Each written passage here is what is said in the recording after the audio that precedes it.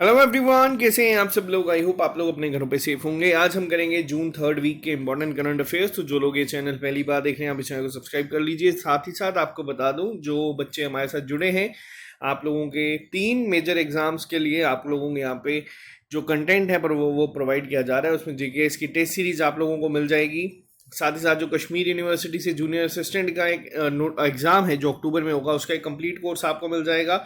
और VLW की almost जो क्लासेस हैं वो आपके तक पहुंच चुकी हैं। तो अगर आप लोग ये लेना चाहते हैं, आप लोग हमारी ऐप को डाउनलोड कर सकते हैं। इसी के साथ साथ डेली PDF आप लोगों को हमारे टेलीग्राम ग्रुप पे और हमारी ऐप पे जो है वो अवेलेबल हो जाती हैं।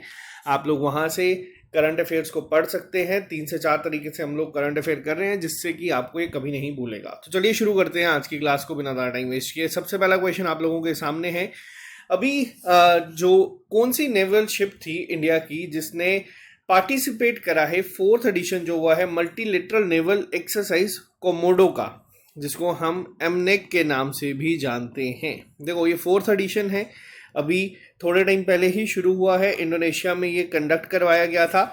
मल्टीलेटरल नेवल एक्सरसाइज है ये। तो इसको याद रखना। मल्टीलेटरल बायलेटरल में क्या फ़र्क होता है? बायलेटरल होता है जो इंडिया या कोई कंट्री आपस में सिर्फ 2 देशों के बीच में करती है। वही मल्टीलेटरल क्या होता है, जिसमें 2 से ज़्यादा देश जो है पार्टिसिपेट करते हैं। तो ये जो एक्सरसाइज हुई है, इसमें कौन सी शिप ने यहाँ पे पार्टिसिपेट करा था? तो वो करा गया था INS सतपुरा के द्वारा। INS सतपुरा ने यहाँ पे पार्टिसिपेट करा था। इंडोनेशिया में ये कंडक्ट करवाई गई थी। इसमें कौन सी कंट्रीज़ के शिप्स जो थे जिन्होंने पार्टिसिपेट करा था? तो जितने भी हमारे एशियन नेशंस हैं, ठीक है, इन्होंने यहाँ पे पार्टिसिपेट करा था। तो आपको ये याद रखना है। और इसके साथ साथ आपको ये भी याद रखना है कि ये जो एमनेक हुई है, इसकी थीम क्या थी? तो इसकी थीम भी कई बार पूछी जा सकती है एग्जाम में।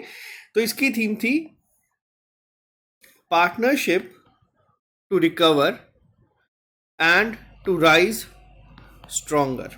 तो आपको इसकी थीम को भी याद रखना है। ठीक है, ये कहाँ पे हुई है ये भी याद रखिएगा। इंडोनेशिया में कंडक्ट करवाई गई थी। इंडिया से जो शिप गई थी वो थी INS सतपुरा, और एशियन कंट्रीज ने यहाँ पे पार्टिसिपेट किया था। नाम था कोमोडो। ठीक है, नेक्स्ट पे आते हैं। अभी नाटो के द्वारा, यानी कि नॉर्थ अटलांटिक ट्रीटी ऑर्गेनाइजेशन ने अपनी एयरफोर्स डिप्लॉयमेंट शुरू करी है, एक्सरसाइज जिसका नाम है एयर डिफेंडर 23, यूरोप में करवाई गई है। आपको बताना है कि कौन सी कंट्री ऐसी थी जिसने इसको होस्ट किया है। देखो, ये 10 से 11 दिन का जो पूरा एक इवेंट था ये चला था। और ये नाटो की जो एयर डिफेंडर 23 जो ये शुरू करी गई थी, ये यूरोप में ही हुई है। तो कौन सी कंट्री थी जिसने इसको होस्ट करा था? पहले तो आपको ये पता होना चाहिए कि टोटल आपका जो होमवर्क है वो ये है कि आपको बताना है कि टोटल नाटो के मेंबर्स कितने हैं। और साथ ही साथ आपको ये भी बताना है कि रिसेंटली जो ऐड हुआ है उसका नाम क्या है। जो आज आप यूक्रेन और रशिया वॉर देख रहे हैं, वो कहीं ना कहीं अगर आपको भी पता हो गया होगा कि ये नाटो के रिलेटेड ही पूरी की पूरी जो वॉर है ये हुई है। कुछ कंट्रीज जो थी उन्होंने कहा था, जैसे यूक्रेन ने कहा था कि हम लोग नाटो का पार्ट बनेंगे, और रशिया ने उसको अगेंस्ट जाके यहाँ पे पूरी जो है वॉर जो है शुरू हो चुकी है। अब क्वेश्चन यहाँ पे क्या है? क्वेश्चन यहाँ पे ये है कि ये जो पूरा का पूरा इवेंट हुआ है ये होस्ट किसने करा था? एयर डिफेंडर 23 किसके द्वारा होस्ट करा गया था? तो आपको इसका आंसर याद रखना है, ये किया गया था जर्मनी के द्वारा। ठीक है, इसके साथ ही 2 कंट्रीज ऐसी थी जो यहाँ पे ऑब्जर्वर आप लोग कह सकते हैं, ऑब्जर्वर के रूप में थी। उन 2 कंट्रीज का नाम क्या था? जो यहाँ पे थी पार्टनर कंट्रीज, वो थी जापान, और जापान के साथ कौन सी थी? वो थी स्वीडन। ठीक है, तो ये दोनों भी याद रख लेना। बट ये एयर डिफेंडर 23 एक्सरसाइज कहाँ हुई है? तो ये जर्मनी में कंडक्ट करवाई गई है। नेक्स्ट पे आते हैं। फाइनेंशियल इंक्लूजन डैशबोर्ड एक लॉन्च किया गया है रिजर्व बैंक ऑफ इंडिया के गवर्नर के द्वारा, शक्तिकांत दास के द्वारा। उसका नाम क्या है? तो देखो, शक्तिकांत दास ने अभी एक फाइनेंशियल इंक्लूजन डैशबोर्ड जो है वो लॉन्च करा है, जिसका नाम है अंतर्दृष्टि। अंतर्दृष्टि को यहाँ पे लॉन्च किया गया है। इंग्लिश में इसका मतलब होता है इनसाइट। यहां तक क्लियर है? साथ ही साथ आपको 2 चीजें और ऐसी याद रखनी है जो आपसे पूछी जा सकती हैं। अभी शक्तिकांत दास जी को ही एक अवार्ड के साथ सम्मानित करा गया है। वो कौन सा अवार्ड था जो इन्हें मिला है? तो ये भी आपको याद रखना है। शक्तिकांत दास को अवार्ड मिला है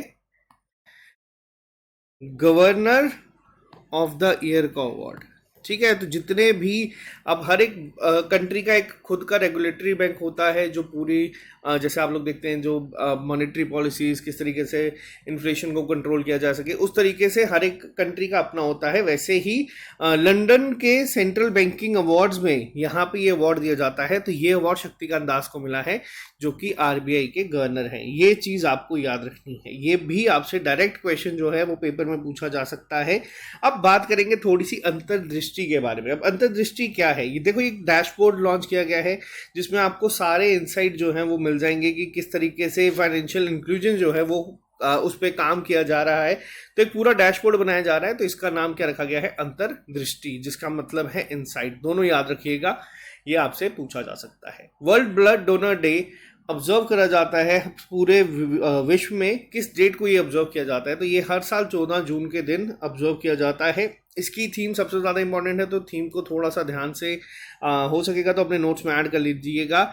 इसकी थीम थी give blood, give plasma, share life, share often. ये बहुत इंपॉर्टेंट होगा, तो यहाँ पे इसको याद रखना। इसके अलावा आप लोगों को मैंने बताया था कि बहुत सारे स्लोगन्स भी कई बार आते हैं, बहुत सारी जो चीज़ें हैं आजकल थीम के साथ साथ, तो ये भी याद रखना। अब एक और क्वेश्चन यहाँ पे बनता है, ये जो वर्ल्ड ब्लड डोनर डे है, ये कौन से इंस्टीट्यूट है जिसने शुरू किया था या जिसके द्वारा ऑब्जर्व किया जाता था, तो ये वर्ल्ड हेल्थ ऑर्गेनाइजेशन के द्वारा किया जाता है। वर्ल्ड हेल्थ ऑर्गेनाइजेशन 1948 में बनाई गई थी।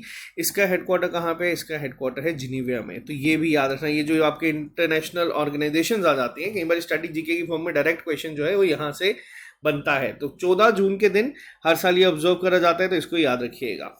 नेक्स्ट क्वेश्चन जो है काफ़ी ज़्यादा इंपॉर्टेंट है। इस क्वेश्चन को आप लोग हम पहले सीधा आंसर को डिस्कस करेंगे, फिर मैं इसके बारे में थोड़ा सा डिटेल में आपको बता देता हूँ। इसका जो क्वेश्चन का आंसर है, इसमें पूछा गया कि कौन सी स्टेटमेंट है जो गलत है। तो स्टेटमेंट थर्ड जो है वो गलत है यहाँ पे। अब सही पे ऊपर हम लोग यहाँ पे बात कर लेते हैं। देखो रिसेंटली यहाँ पे ग्लोबल विंड डे जो है वो ऑब्जर्व करा गया था 15 जून के दिन, जिसमें कि बहुत सारी इवेंट्स जो थे वो करे गए थे।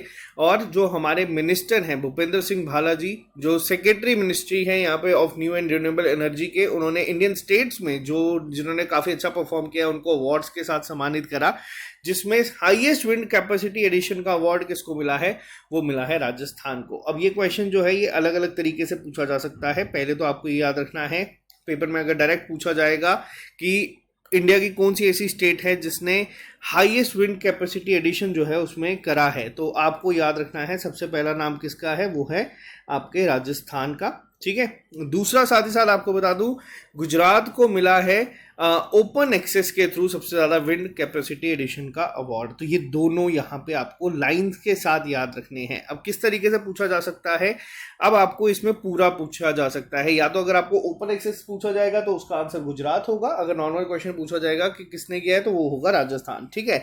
महाराष्ट्र को यहाँ पे अवार्ड से ये सम्मानित नहीं किया गया है। ठीक, यहाँ पे ये जो initiating the repowering of wind turbines है ये किया गया है तमिलनाडु को। तो यहाँ पे ये तीनों पॉइंट्स काफ़ी इंपॉर्टेंट हैं इस अवार्ड्स के जो दिए गए हैं। ये ग्लोबल विंड डे के दौरान दिए गए थे। इसकी थीम भी आप लोग याद रखना, ग्लोबल विंड डे कब बनाया जाता है ये मैंने ऊपर भी आपको बता दिया, ये बनाया गया था 15 जून के दिन। ठीक है। और उससे भी ज़्यादा इंपॉर्टेंट थी इसकी थीम। अब इसकी थीम क्या थी, इसकी थीम थी पवन। याद रखना आसान हो जाएगी, पवन का मतलब विंड होता है। साथ में थी ऊर्जा, powering the future of India. ठीक है। तो आपको इसकी थीम को भी याद रखना है। यहाँ पे बहुत सारे पार्टिसिपेंट अलग अलग भी आए थे, बट आपको ये 3 पॉइंट्स को जो है याद रखना है। अगर बात की जाएगी हाईएस्ट विंड कैपेसिटी एडिशन की तो वो राजस्थान है। अगर आपसे पूछा जाएगा highest wind capacity addition through open access, वो गुजरात है। और तमिलनाडु को किया गया है रीपावरिंग ऑफ विंड टर्बाइंस के इनिशिएटिव के लिए, इसको भी सम्मानित किया गया था। नेक्स्ट पे आते हैं हम लोग। जेटविंग एयरवेज जो कि डैश बेस्ड एयरलाइंस है, रिसेंटली न्यूज़ में थी, जिन्हें एनओसी मिल गई है, यानी कि नो ऑब्जेक्शन सर्टिफिकेट मिल चुका है मिनिस्ट्री ऑफ सिविल एविएशन के द्वारा, ताकि वो schedule commuter air transport service जो है वो शुरू कर सकते हैं। और ये पहली कंपनी ऐसी बन चुकी है नॉर्थ ईस्टर्न रीजन की जिसने अपनी एयरलाइन के ऑपरेशंस को यहाँ पे शुरू करा है। अब यहाँ पे क्वेश्चन जो है ये क्यों इंपॉर्टेंट है, देखो नॉर्थ ईस्ट की अगर मैं बात करूँ, नॉर्थ ईस्ट के रिलेटेड आपको एक तो जो सबसे ज़्यादा पूछा जाता है वो पूछी जाती है इनकी कैपिटल्स, अगर मैं एग्जाम की बात करूँ। दूसरी चीज़ पूछी जाती है कि नॉर्थ ईस्टर्न स्टेट में कोई भी ऐसा इवेंट होता है, जैसे नॉर्थ ईस्टर्न स्टेट की अगर बात करूं, जैसे मणिपुर बहुत ज़्यादा न्यूज़ में है, वहाँ पे बहुत ज़्यादा अभी जो है तनावपूर्वक माहौल जो है वो चल रहा है, तो वहाँ पे इस तरीके की चीज़ें जो है, वहाँ के सीएम कौन है, गवर्नर कौन है, ये पूछा जा सकता है।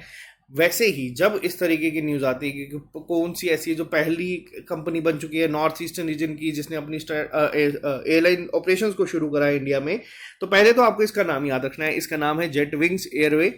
अब ये कहाँ की कंपनी है, किस स्टेट बेस्ड है, तो मैं आपको बता दूं ये गुवाहाटी बेस्ड है। गुवाहाटी कहाँ पे आता है, गुवाहाटी आपका आसाम में आता है, तो यहाँ पे इसको याद रखना दोनों पॉइंट्स को, गुवाहाटी बेस्ड एयरलाइंस है ये। तो इन्होंने अभी हाल ही में शुरू करा है, इन्हें नो ऑब्जेक्शन सर्टिफिकेट जिसको एनओसी कहा जाता है वो मिल गया है मिनिस्ट्री ऑफ सिविल एविएशन के द्वारा। अब यहाँ पे अगर एक और बात करूं कि आप बोलोगे ठीक है सर इसमें अब इतना इंपॉर्टेंट क्यों हो जाता है, देखो एक स्कीम आई थी जो 2016 में आई थी, उसका नाम भी अब आपको याद रखना है। 2016 में उस स्कीम का नाम क्या था, उस स्कीम का नाम था उड़ान। फुल फॉर्म क्या थी, फुल फॉर्म थी उड़े देश का आम नागरिक। इसके तहत कोशिश की गई थी जो हमारी नॉर्थ ईस्टर्न या ईस्टर्न या जो हिली एरियाज हैं वहां तक जो रीजनल कनेक्टिविटी स्कीम थी इसको लाया गया था और कोशिश की गई थी, तो ये उसी का ही एक पार्ट आप लोग मान सकते हैं और इसीलिए ये काफ़ी ज़्यादा होगा एग्जाम पॉइंट ऑफ व्यू से। जेटविंग एयरवेज असम बेस्ड है, इन्हें एनओसी मिल चुकी है कि अब ये भी ऑपरेट कर सकते हैं यहाँ पे। नेक्स्ट पे आते हैं हम लोग, प्रधानमंत्री नरेंद्र मोदी ने कोलैबोरेट करा है ग्रैमी अवार्ड विनर के साथ, एक स्पेशल सॉन्ग बनाया है जिसका नाम है अबंडेंस इन मिलेट्स। देखो अब 2023 का जो साल है इसको ईयर ऑफ मिलेट्स भी कहा गया है, ये भी आपको याद रखना है। और इसके लिए इंडिया बहुत ज़्यादा कोशिश कर रही है कि प्रमोट करा जा सके जितने भी बेनिफिट्स हैं मिलेट के, और जितना पोटेंशियल है इसमें, ये दुनिया में जो भुखमरी है उसको कम कर सकता है। तो इसीलिए अब इंडिया ने ये किसके साथ टाई अप करा है तो ये आपको बताना है। तो देखो मैं आपको बता देता हूँ, इन्होंने करा है फाल्गुनी शाह के साथ, इन्हें ग्रैमी अवार्ड मिला था, बहुत न्यूज़ में ये रही थी, तो इनके साथ यहाँ पे ये एक सॉन्ग जो है बनाया गया है। अब आपको इसके सॉन्ग का नाम भी याद रखना, और ये आज का सबसे इंपॉर्टेंट क्वेश्चन भी है क्योंकि ईयर ऑफ मिलेट्स के साथ साथ इंडिया बहुत ज़्यादा कोशिश कर रही है मिलेट्स के ऊपर काम करने के लिए और इसको प्रमोट करने के लिए हर एक जगह पे। और ये जो सॉन्ग है ये 2 लैंग्वेज में होगा, इंग्लिश में भी होगा और हिंदी में भी होगा। जब आएगा तो हम लोग आपके साथ लिंक शेयर कर देंगे हमारे टेलीग्राम ग्रुप पे। फिलहाल के लिए आपके लिए ये न्यूज़ इंपॉर्टेंट है और नाम भी आपको याद रखना है, फाल्गुनी शाह ने यहाँ पे किया है। नेक्स्ट पे आते हैं हम लोग, ministry of youth affairs and sports जिसे MOYS भी कहा जाता है, इन्होंने अपर लिमिट जो है उसको इंक्रीज कर दिया है for boarding and accommodation for Indian athletes and team officials to participate in international competition by -% to $250 per day. देखो अब इन्होंने क्या करा है, इन्होंने अपर लिमिट जो है उसको बढ़ा दिया है। अब कितने % बढ़ा दिया है, ये परसेंटेज की अगर बात करूँ तो 66% जो है इसको बढ़ा दिया गया है। पहले ये मिलता था $150 पर डे का, लेकिन अब ये बढ़ चुका है और ये हो चुका है अब आपका $250 पर डे। आपको दोनों वैल्यूज़ को भी याद रखना है और साथ ही साथ आपको परसेंटेज इंक्रीज को भी याद रखना है कि कितने % बढ़ा दिया गया है। तो अब साथ ही साथ ministry of youth and affairs and sports के मिनिस्टर आप यहाँ पे देख सकते हैं अनुराग सिंह ठाकुर जी, इन्होंने यहाँ पे ये अनाउंस करा था कि अब जो अपर लिमिट होगी तो उसको जो है बढ़ा दिया गया है। नेक्स्ट पे आते हैं, कौन सी कंपनी ऐसी है जिसने इंट्रोड्यूस करा है यूपीआई सॉफ्टवेयर डेवलपमेंट किट, जिसमें कि अपने अपने मर्चेंट्स के लिए यहाँ पे इन्होंने ये लॉन्च करी है। अब देखो ये जो SDK होता है ये होता है सॉफ्टवेयर डेवलपमेंट किट। इसमें क्या होता है, जितने भी आप पेमेंट्स बनाते हैं वो बिना किसी फेलियर्स के जो हैं हो जाते हैं। इसमें आप लोगों को एरर बहुत कम मार्जिन रहता है, इसमें UPI लाइट का भी एक ऑप्शन इनेबल रहता है। तो ये किसने किया है, और ये अभी रिसेंटली जो न्यूज़ में था ये करा गया है पेटीएम के द्वारा। अब जैसे जो आपके IBPS के एग्जाम्स है, जैसे कि अगर आपका RRB की बात करूँ उनमें ये क्वेश्चन जो है ये पूछे जाएंगे। इस तरीके के क्वेश्चन जो है बैंकिंग के रिलेटेड या इस तरीके के डिजिटल जो न्यूज़ है ये वहाँ पे पूछी जाती हैं, तो आपको इसको याद रखना है। पेपर में कई बार क्या होता है डायरेक्ट पूछा जाता है कि पेटीएम की SDK लॉन्च हुई है, उसमें S स्टैंड फॉर, तो ये आपको फुल फॉर्म भी याद रखनी है। नेक्स्ट पे आते हैं, सबसे ज़्यादा इम्पॉर्टेंट क्वेश्चन है और सबसे ज़्यादा ये आपके आने के चांसेस हैं। अब जितने भी अवार्ड्स मिले हैं, खास तौर पे जो आप लोगों का कश्मीर यूनिवर्सिटी का एग्जाम है, आपने उसके सिलेबस में देखा होगा बहुत सारे जो अवार्ड्स हैं वो मेंशन किए गए हैं। तो उसी में ये क्वेश्चन काफी इंपॉर्टेंट बन जाता है, किसे अभी अवार्डेड, जिन्हें अवार्ड दिया गया है 45th European essay prize for the lifetime achievement. इनका नाम आप लोगों ने सुना होगा, इनका नाम है अरुंधति रॉय, जिनको आप यहाँ देख सकते हैं। ये इंडियन राइटर हैं और इन्होंने बहुत अवार्ड्स पहले भी जीते हैं। इनकी एक फ्रेंच ट्रांसलेशन जो हुई थी इनकी कंपाइलेशन एसेस की, जिसका नाम था आज़ादी, ठीक है, उनके इस ट्रांसलेशन पे इन्हें ये अवार्ड से सम्मानित किया गया है। तो आपको याद रखना है, आपको ये क्वेश्चन जो है ये पूछे जाने के चांसेस बढ़ जाते हैं। यूरोपियन एसे प्राइज का जो लाइफ टाइम अचीवमेंट अवार्ड था वो मिला है अरुंधति रॉय को। नेक्स्ट पे आते हैं, United Nation world day to combat desertification and drought 2023 जो ऑब्जर्व करा गया है अक्रॉस द ग्लोब 17 जून के दिन, इसकी थीम क्या रखी गई थी? तो देखो, इसकी थीम थी हर लैंड हर राइट्स। इजी है बट आपको ये डेट भी याद रखनी है, इंपॉर्टेंट डेज में ये पूछा जा सकता है, तो आपको दोनों पॉइंट्स के ऊपर ध्यान रखना है। नेक्स्ट पे आते हैं, कौन सी ऐसी इंडियन कंपनी थी जिसने रिसेंटली शोकेस करा था अपना version of the metaverse called Bharat Meta, और ये इंडिया की पहली अपने आप में ऐसा मेटावर्स प्लेटफॉर्म बनाया गया है एट द वाइवाटेक 2023 में, जो कि पेरिस में इवेंट हुआ था उसके दौरान। अब देखो यहाँ पे मेटावर्स, आर्टिफिशियल इंटेलिजेंस, इन सब चीज़ों के ऊपर आप लोगों को आने वाले 4-5 साल में जो एक डेवलपमेंट देखने को मिलेगी वो बहुत ही एक रेवोल्यूशनलाइज होगी। साथ ही साथ इंडिया का ये अपने आप में क्या कहा गया है, ये इंडिया का अपने आप में कहा गया है पहला मेटावर्स था, प्लेटफॉर्म बनाया गया है, जिसको कहाँ पे लॉन्च किया गया है वो भी आपको याद रखना है। पेरिस 2023 में जो इवेंट हुआ था वाइवाटेक, उसमें लॉन्च किया गया है। साथ ही साथ इसका नाम क्या है? इसका नाम है भारत मेटा। किया किसने है? तो ये भी आपको याद रखना है, ये किया गया है किया एआई के द्वारा। ये Mumbai based artificial intelligence company है, इन्होंने इसको बनाया है। बहुत इंपॉर्टेंट ये क्वेश्चन है, क्योंकि आने वाले टाइम में अब आपको इस तरीके के क्वेश्चन अपने एग्जाम्स में भी देखने को मिलना शुरू हो जाएंगे। नेक्स्ट पे आते हैं, कौन सी स्टेट गवर्नमेंट ऐसी है जिसने अभी रिसेंटली अप्रूव करी है कोऑपरेटिव पॉलिसी 2023 की? तो देखो, ये लॉन्च करी गई है या जो अडॉप्ट करी गई है, ये करी गई है मध्य प्रदेश के द्वारा। मध्य प्रदेश गवर्नमेंट के जो सीएम हैं वो है शिवराज सिंह चौहान जी। इन्होंने ये अप्रूव करी है कोऑपरेटिव पॉलिसी, जिसका मेन एम यहाँ पे ये है कि जॉब्स जो हैं वो क्रिएट की जा सके कोऑपरेटिव सेक्टर में। तो यहाँ पे साथ ही साथ इस इनिशिएटिव के बाद एमपी जो है ये पहली स्टेट बन चुकी है इंडिया की जिसने ऐसी पॉलिसी को अडॉप्ट करा है। और आपको पता है, जब भी कोई स्टेट पहली ऐसी स्टेट बन जाती है तो ये भी आपसे पूछा जाता है। मध्य प्रदेश की अगर मैं बात करूँ, गवर्नर का नाम क्या है यहाँ पे? तो इनका नाम है मंगूभाई पटेल, ठीक है, इनको भी याद रखिएगा। और अभी रिसेंटली अगर मैं बात करूं जम्मू कश्मीर की भी, अब यहाँ पे आप लोग बोलेंगे सीधा मध्य प्रदेश से जम्मू कश्मीर क्यों हम लोगों ने किया है? क्योंकि दो इंपॉर्टेंट एक ऐसी चीज़ें हुई हैं जो आपको याद रखना ज़रूरी है। पहली क्या है, JNK ने अभी रिसेंटली अपनी स्टेट बटरफ्लाई जो है वो अनाउंस करी है। बटरफ्लाई का नाम क्या है? इसका नाम है ब्लू पैंसी, ठीक है, इसको याद रखिएगा। इसके अलावा अभी अमित शाह जम्मू कश्मीर के विजिट पे थे, इन्होंने बलिदान स्तंभ जो है उसका जो है फाउंडेशन स्टोन जो है वो रखा है अमित शाह के द्वारा। ये कहाँ पे रखा गया है? अमित शाह ने ये रखा है श्रीनगर डिस्ट्रिक्ट में। ये दोनों पॉइंट भी याद रखें, ये इंपॉर्टेंट थे तो हम लोगों ने अभी यहीं पे डिस्कस कर दिया। अगले लेक्चर में आप लोगों को मिलेगा क्योंकि अभी रिसेंट ये न्यूज़ है। नेक्स्ट पे आते हैं, one of the most important question आपके हर एक एग्जाम के लिए। अब किस तरीके से पूछा जाएगा वो मैंने आपको पहले भी बताया है। अभी रिसेंटली एक फेस्टिवल जो है सेलिब्रेट किया गया है जिसका नाम है बिहू कू। पहला क्वेश्चन तो आपसे ये बनेगा, क्वेश्चन नंबर 1 जो एग्जाम में बनते हैं आजकल, कि बिहू कू किस स्टेट में मनाया जाता है? ठीक है, पहला क्वेश्चन ये मनाया जाता है अरुणाचल प्रदेश में। दूसरा क्वेश्चन, ये किस ट्राइबल कम्युनिटी के द्वारा मनाया जाता है? तो ये आपको बता दूं, ये किस ट्राइबल कम्युनिटी के द्वारा मनाया जाता है? ये मनाया जाता है तांगसा ट्राइब के द्वारा। तो ये दोनों आपको याद रखने हैं पेपर में। या तो ये पूछा जा सकता है कि तांगसा ट्राइब किस स्टेट में पाई जाती है, आपसे ये पूछा जा सकता है कि बिहू कू फेस्टिवल कौन सी स्टेट मनाती है, क्योंकि फेस्टिवल्स पे बहुत क्वेश्चंस आते हैं। अब बिहू कू का मतलब क्या होता है? देखो, बिहू कू का मतलब होता है पैडी ट्रांसप्लांटेशन फेस्टिवल। ये मनाया जाता है जो शुरुआत मानी जाती है एग्रीकल्चर सीजन की, तो उसके द्वारा ये जो तांगसा ट्राइब है ये इसको सेलिब्रेट करती है। तो ये आप लोग यहाँ पे याद रखना। ये काफ़ी इम्पोर्टेंट है।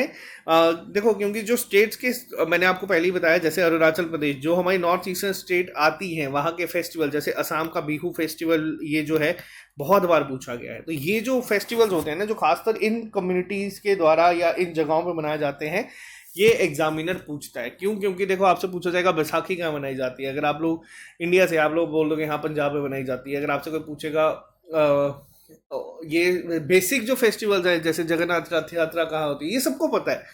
ये फेस्टिवल जो है, ये बहुत कम लोगों को पता होता है। एग्जामिनर बहुत चालाकी से यही पूछता है। अब अरुणाचल प्रदेश के सीएम कौन है? वो है पेमा खांडू जी। पेमा खांडू जी यहाँ के क्या हैं? वो हैं सीएम। और साथ ही साथ अगर गवर्नर पूछा जाएगा कौन है, तो वो हैं केवल्य त्रिविक्रम परनायक जी। ठीक है, ये आप लोग यहाँ पे याद रखना। नेक्स्ट पे चलते हैं। कौन सी कंपनी ऐसी है जिसने लॉन्च करा है Indian languages programme to support local news publishers in India? तो देखो, यहाँ पे गूगल के द्वारा ये लॉन्च किया गया है। गूगल ने रिसेंटली लॉन्च करा है इंडियन लैंग्वेज प्रोग्राम, जिसके तहत कोशिश की जाएगी जो लोकल न्यूज़ पब्लिशर्स होते हैं उनको सपोर्ट करने के लिए। तो ये गूगल न्यूज़ इनिशिएटिव के अंडर ये पूरा प्रोग्राम आता है। कल को अगर आपसे पूछा जाएगा कि ये जो इनिशिएटिव है ये किसके अंदर आता है, तो ये गूगल न्यूज़ इनिशिएटिव के अंडर आता है, ताकि जितने भी लोकल जो पब्लिशर्स होते हैं, जैसे मान लो जम्मू कश्मीर की अगर मैं एग्जांपल दूँ, कोई जम्मू से या कश्मीर से एक छोटा सा न्यूज़ पब्लिशर है, तो वहाँ पे उन लोगों को हेल्प करने के लिए ये लॉन्च किया गया है, ताकि उनके जो रीडर्स हैं, अब जैसे मान लो मैं अगर कल को एग्जांपल के तौर पे डोगरी में लेक्चर देता हूँ या कश्मीरी में लेक्चर देता हूँ, तो मेरी जो ऑडियंस है, अभी ये लेक्चर्स हमारे पैर इंडिया कोई भी सुन सकता है, बट जब मैं एक स्पेसिफिक लैंग्वेज पे आऊँगा तो बस एक छोटी सी जगह पे लोग सुनेंगे। लेकिन हाँ, वो लोगों तक चीज़ें पहुँचाने का काम अब कौन करेगा? गूगल करेगा। तो ये आप लोग यहाँ पे याद रख सकते हैं। ठीक है, तो गूगल ने अभी लॉन्च करा है इंडियन लैंग्वेजेस प्रोग्राम को रिसेंटली। नेक्स्ट पे आते हैं। मिनिस्ट्री ऑफ कल्चर ने जो है गांधी पीस प्राइज जो है किसे दिया गया है, इसको आप लोग प्लीज मार्क कर लीजिएगा। और ये सारी न्यूज़ जो आती है, ये आप लोगों को बता दूं, आप लोग इंस्टाग्राम अगर यूज़ करते हैं, हम लोग कोशिश करते हैं इस तरीके की न्यूज़ इंस्टाग्राम की फॉर्म में आपको वहाँ पे प्रोवाइड कर दे।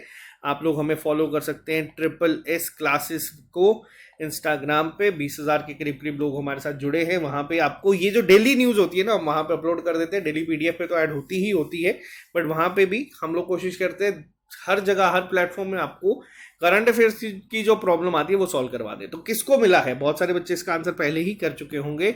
ये मिला है गीता प्रेस को, गोरखपुर उत्तर प्रदेश में इस अवार्ड के साथ सम्मानित किया गया है, जो गांधी पीस प्राइज। और ये बहुत ज़्यादा इंपॉर्टेंट है, ये आपको देखने को मिलेगा, क्योंकि हर बार किसी ना किसी एग्जाम में तो ज़रूर पूछा जाता है कि गांधी पीस प्राइज किसे मिला है। तो यहाँ पे मिला है गीता प्रेस, गोरखपुर उत्तर प्रदेश को। नेक्स्ट पे आते हैं। स्पेस एक्स ने सक्सेसफुली डिप्लॉय करी है एक न्यू कम्युनिकेशन सैटेलाइट, किस कंट्री में? और उसका नाम रखा गया है सेट्रिया 1, जो कि एक जियो सिंक्रोनस ट्रांसफर ऑर्बिट जो है उसमें ये जाएगी। तो अब यहाँ पे बात आती है कि ये कहाँ पे करी गई है और ये किस कंट्री की ये जो है कम्युनिकेशन सैटेलाइट है। तो ये है इंडोनेशिया की, ये अभी लॉन्च करी गई है सेट्रिया। इसकी फुल फॉर्म भी है, आपको इसकी फुल फॉर्म को भी याद रखना है। इसकी फुल फॉर्म क्या है? सैट से आप लोग गेस कर सकते हैं, satellite of the Republic of Indonesia. तो कल को डायरेक्ट ये भी पूछा जा सकता है कि सटारिया में आई क्या है, तो ये भी आप लोग याद रख लेना। स्पेस एक्स की बात करूं, स्पेस एक्स के मालिक कौन है? तो वो है एलन मस्क। इन्होंने ट्विटर भी खरीदा था 44 बिलियन में, $, में। तो ये भी आप लोग याद रखिएगा। नेक्स्ट बात है, क्वेश्चन नंबर 18 की अगर मैं बात करूं, आपको बताना है जो अभी कपाल अपी ग्रुप इंडोनेशिया ओपन हुआ है, इसमें कौन सी स्टेटमेंट ऐसी है जो करेक्ट है? देखो, मैं डायरेक्ट पहले आपको आंसर बता दूंगा, फिर हम इस पर थोड़ी सी डिटेल डिस्कशन करेंगे। डेली PDFs में आप लोगों को ये क्वेश्चन जो है वो मिल जाते हैं, और मैं ये उम्मीद करता हूँ कि आप लोग इसका आंसर जो है वो सही मार्क करेंगे। देखो, तो ऑप्शन नंबर 3 है वो गलत है। पहले अब हम बात करेंगे यहाँ पे। विक्टर एक्सेल्सन ने जो है अपना लगातार तीसरी बार मेन टाइटल जो है जीता है यहाँ पे। अब सबसे इंपॉर्टेंट क्वेश्चन क्या होता है, जितने भी स्पोर्ट्स कैटेगरी में क्वेश्चन पूछते हैं उसमें आपको ये पूछा जाएगा कि विक्टर एक्सेल्सन किस स्पोर्ट से रिलेटेड है। पहला पॉइंट तो ये है, और ये पेपर में ऑलरेडी पूछा जा चुका है, बहुत बार ये आपको देखने को मिलता है। वहीं विमेन की अगर बात करूं तो वो जीता गया है किसके द्वारा, वो जीता है चेन यूफेई ने, जो कि चाइना से बिलोंग करती हैं। ठीक है, इसके अलावा अगर मैं बात करूं जो लास्ट क्वेश्चन और जो लास्ट ऑप्शन है यहाँ पे, ये गलत है लिखा है यहाँ पे, अब इसमें सही क्या है तो वो भी मैं आपको बता देता हूँ। चिराग शेट्टी और किदम्बी श्रीकांत ने नहीं, बल्कि चिराग शेट्टी के साथ साथ ये जीता है सात्विक साईराज रैंकी रेड्डी ने। तो अब यहाँ पे जो इंपॉर्टेंट होगा ना, वो होंगे आपसे इन दोनों के नाम, ये पूछा जाएगा कि कौन से स्पोर्ट से रिलेटेड है, और इन्होंने डबल टाइटल जीता है, तो ये आपको याद रखना है। ठीक है, काफी इंपॉर्टेंट है बैडमिंटन के लिए, तो आपको इनके नाम को पता होना चाहिए।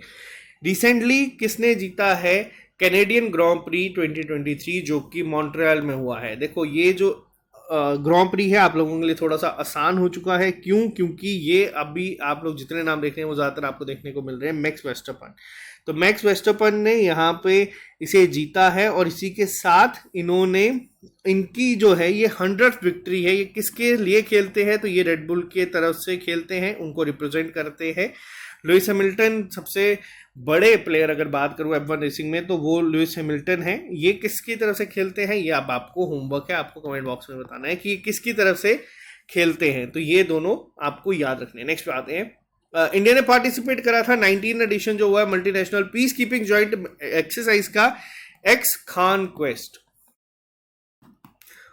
देखो मल्टीनेशनल जब आ जाता है तो आपको पता है एक से ज़्यादा कंट्रीज यहाँ पे हुई है। हुआ कहाँ पे है, मंगोलिया में हुआ है। इंडिया ने यहाँ पे पार्टिसिपेट करा है, तो इसको याद रखना इंडिया की तरफ से। अगर अब यहाँ पे कई बार क्या होता है, जब मिलिट्री एक्सरसाइजेस के क्वेश्चन बहुत बेसिक बन जाते हैं ना, मल्टीनेशनल जैसे आ जाते हैं, तो ये नहीं पूछा जाता कितने कंट्रीज थे क्या थे, यहाँ पे ये पूछा जाता है कई बार कि इंडियन आर्मी की तरफ से वहाँ पे रिप्रेजेंट किसने करा था। तो इंडियन आर्मी की तरफ से वहाँ पे रिप्रेजेंट करा गया था गढ़वाल राइफल्स को।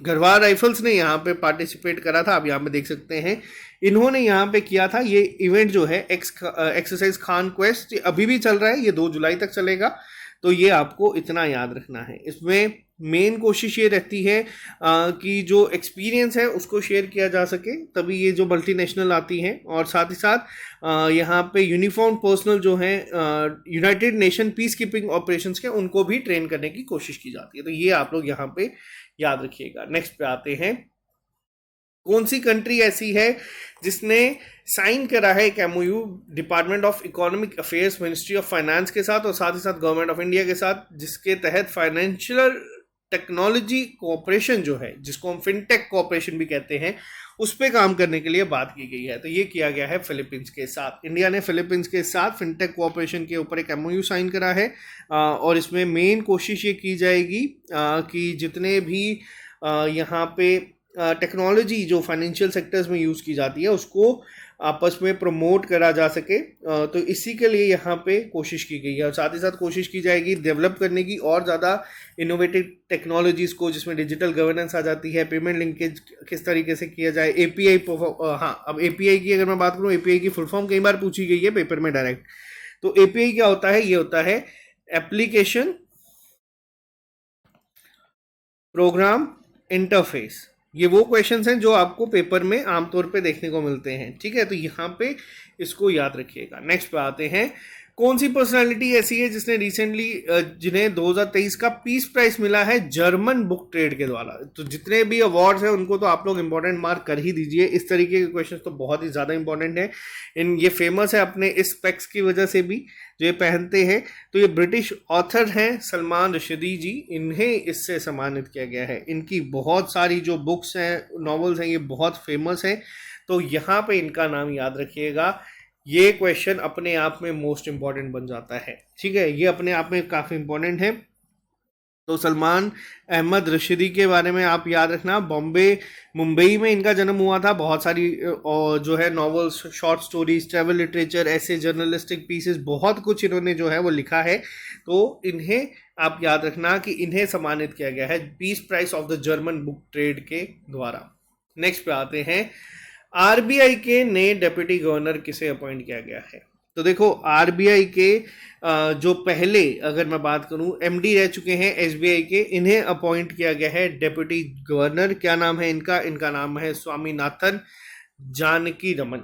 देखो टोटल कितने डेप्यूटी गवर्नर होते हैं? तो टोटल डेप्यूटी गवर्नर होते हैं 4। आरबीआई का एक गवर्नर होते हैं जिनका नाम है शक्तिकांत दास जी, ठीक है, जिन्हें अभी रिसेंटली गवर्नर जो है उनका अवार्ड भी मिला है, गवर्नर ऑफ द ईयर का अवार्ड भी मिला है।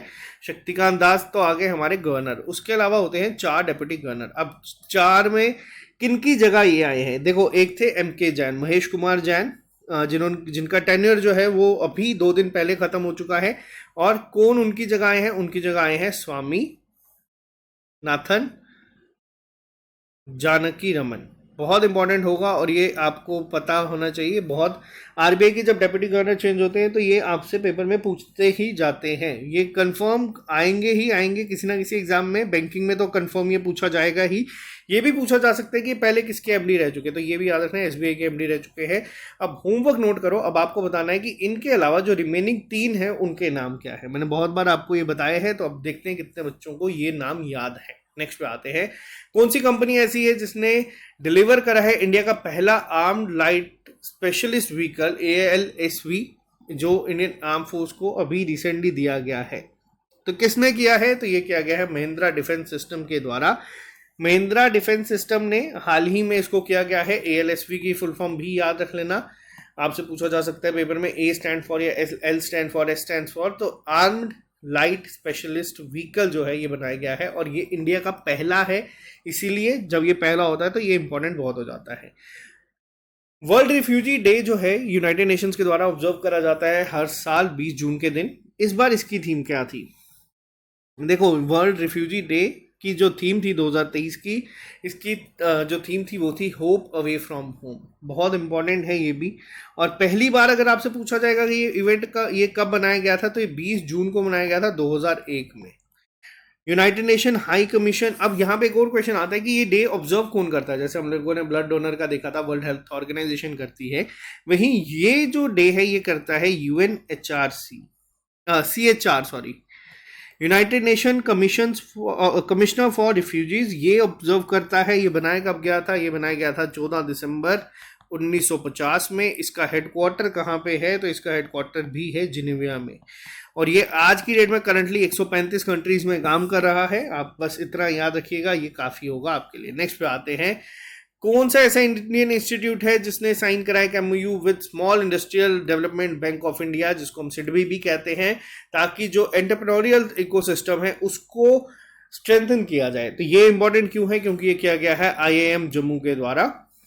पहला पॉइंट, IIM जम्मू ने सिडबी के साथ किया है ये। सिडबी की अगर बात करूँ, सिडबी का हेडक्वार्टर कहाँ पे है? तो सिडबी का हेडक्वार्टर आपको लखनऊ में देखने को मिलता है, ये भी याद रखिएगा। इसके अलावा मैंने आपको बता दिया जम्मू के रिसेंट जो न्यूज़ थी वो भी मैंने आपके साथ शेयर कर दी है। जम्मू कश्मीर के LG हैं मनोज सिन्हा इस समय, इनसे तो आप वाकिफ होंगे। जम्मू कश्मीर में काफ़ी सारे डांस फॉर्म्स भी होते हैं जिसमें धूमल आता है, रोफ डांस आता है, बच्चा नागमा आता है। तो ये सब चीज़ें भी आप लोगों को याद रखनी है, ठीक है। कई बार स्टैटिक जीके की फॉर्म में पूछा जाता है। नेक्स्ट पे आते हैं, अभी रिसेंटली अगर हम बात करें यहाँ पे 27th क्वेश्चन की, कि एक सेकेंड रुकिएगा, एक सेकेंड जी। हाँ, तो कौन सी कंपनी ऐसी है जिन्होंने वर्ल्ड बेस्ट एयरलाइंस का अवार्ड जीता है सिंगापुर एयरलाइंस के में, और 5th ईयर बना है जिनका स्काईट्रैक्स 2023 वर्ल्ड एयरलाइन अवार्ड्स का। और star alliance launch eight Los Angeles international airport ने जीता है top award for the best alliance launch for the dash year. तो लगातार 7वीं बार, पहले तो ये बता दो, इन्होंने जीता है लगातार। और स्टार अलायंस जो है इन्होंने जीता है। आप लोग अब यहाँ पे नाम से भी गेस कर सकते हैं। तो ऑप्शन नंबर 2 जो है वो इसका सही आंसर है। स्टार अलायंस ने जीता है वर्ल्ड बेस्ट एयरलाइन अलायंस का अवार्ड। और साथ ही साथ जो हमारा बेस्ट अलायंस लॉन्च का अवार्ड है, लगातार 7वीं बार मिला है किसे? ये मिला है स्टार अलायंस के ही लॉन्च को, जो कि लॉस एंजलिस इंटरनेशनल एयरपोर्ट में है। तो इनको दोनों को याद रखिएगा, ये पूछा जा सकता है। नेक्स्ट पे आते हैं हम लोग, इनमें पूछा गया है कि कौन कौन सी स्टेटमेंट ऐसी है जो कि सही है। तो देखो अभी इंटरनेशनल डे ऑफ योगा जो है ये कब मनाया गया है, ये मनाया गया है 21 जून के दिन। तो पहली स्टेटमेंट तो आप लोगों के सामने ही यहाँ पे गलत हो रही है, जिसकी थीम क्या थी, थीम थी योगा फॉर वासुदेव कुटुंबकम। अब ये नाम आप लोग देख रहे हैं, ये हमारी G20 की भी थीम है, जिसका होस्ट इस बार इंडिया है। ठीक है, प्रेसिडेंटशिप अगर बात करी जाए वो इंडिया के पास है, और साथ में थी योगा फॉर ह्यूमैनिटी। वैसे तो ऑप्शन नंबर 1 गलत है आपका, लेकिन करेक्ट इसमें क्या है, 21 जून के दिन मनाया जाता है। इस दिन अगर हम बात करें, इंडियन नेवी ने ओशियन रिंग ऑफ योगा जो है वो फॉर्म करी थी, बिल्कुल सही है, जिसमें इंडियन नेवल शिप्स ने डिप्लॉय करा था इंडियन ओशन रीजन में, और काफ़ी सारे जो पोर्ट्स है फ्रेंडली फॉरेन कंट्रीज के, वहाँ पे विजिट करा था। प्रधानमंत्री नरेंद्र मोदी ने ये दिन को और ज़्यादा स्पेसिफिक कर दिया था। इन्होंने जो है जगदीप धनखड़ के साथ और वाइस प्रेसिडेंट के साथ जो है एड्रेस करा था जबलपुर मध्य प्रदेश में। ठीक है, तो यहाँ पे इसको याद रखिएगा। नेक्स्ट पे आते हैं हम लोग, international day of celebration of solstice जो है ये कब मनाया जाता है। तो ये भी आपका 21 जून को होता है, जिस दिन दिन सबसे लंबा होता है। ये भी आप लोगों को याद होना चाहिए, और बहुत सारे बच्चों में इसको पहले ही पता है। कौन सी स्टेट गवर्नमेंट ऐसी है जिसने रिसेंटली लॉन्च करा है पॉलिटेक्निक चलो अभियान 2023 का, ताकि जितने भी जो यूथ हैं जो टेक्निकल एजुकेशन लेना चाहते हैं उनको यहाँ पे मोटिवेट करा जाए। तो ये किया गया था उत्तर प्रदेश के द्वारा। तो ये थे हमारे आज के थर्ड वीक के important current affairs. I hope आप लोगों को ये लेक्चर पसंद आया होगा। जो बच्चे हमारे साथ जम्मू में हैं, जो जम्मू कश्मीर से बिलोंग करते हैं, अगर आप लोगों को IBPS के लिए प्रॉपर गाइडेंस सेशन चाहिए तो आपको बता दूं, ये बहुत जल्द हम लोग यहाँ पे शुरू करने वाले हैं। आप हमारी लाइब्रेरी में विजिट कर सकते हैं। इसके अलावा आप लोग हमें बाकी सब प्लेटफॉर्म पे भी फॉलो कर सकते हैं, ताकि आप लोगों को हर एक अपडेट मिलता रहे। Okay guys, bye bye, take care, all the best. मिलते हैं जल्दी नए लेक्चर के साथ। अगर आप लोगों को ये लेक्चर पसंद आया तो इस लेक्चर को लाइक जरूर कर दीजिएगा और अपने फ्रेंड्स के साथ शेयर कर दीजिएगा, ताकि उन्हें भी ये मिल जाए। ओके गाइस, मिलेंगे जल्दी। अभी के लिए दीजिए इजाजत। Have a nice day.